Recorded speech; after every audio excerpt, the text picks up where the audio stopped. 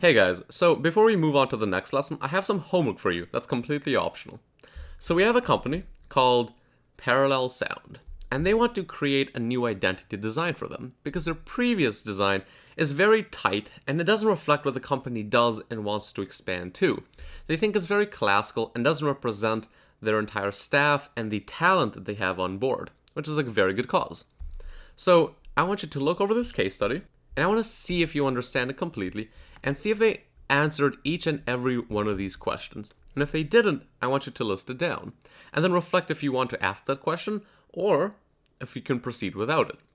So then once you have all this information that they took, and you can compress it down to a list like this, I want you to create some keywords, and then from these keywords, I want you to start researching the company and finding some images that you can relate to it. So if they're a sound studio, perhaps there's some kind of interior design happening in there that showcases some of their equipment. Perhaps there's something you could do with notes.